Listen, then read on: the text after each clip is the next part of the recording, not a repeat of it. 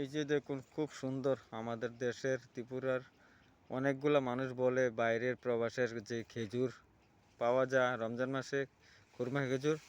তো এই আজকে লাইভ সরাসরি নিয়ে আসলাম দেখতে। এই যে দেখুন, এইটা হচ্ছে খুরমা খেজুর।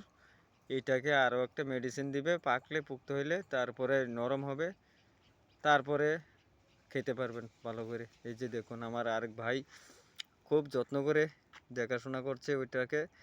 আর কি বলবো, মেহনত পরিশ্রমের তো আর শেষ নাই। এইটাই প্রবাসের জীবন। হ্যাঁ, দেখুন এই যে খুব সুন্দর, এইটাকে বলে খুরমা খেজুর গাছ।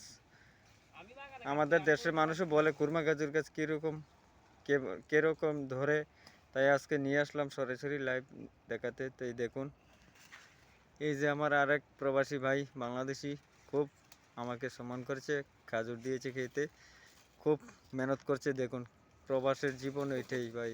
খেজুরগুলা যাতে পচে গলে না যায়, তাই মেহনত করে কষ্ট করে খুব ভালো পজিশনে রাখছে। দেখুন আপনারা, কি বলবো, খেজুর এটাকে বলে খুরমা খেজুর গাছ। নেট জাল বেঁধে দিয়েছে যাতে খেজুরগুলা ভালো থাকে, পচেগুলো না যায়। ঠিক আছে, দেখুন আমার প্রবাসী ভাই কি কষ্ট করে মেহনত করে বাঁধছে। ঠিক আছে।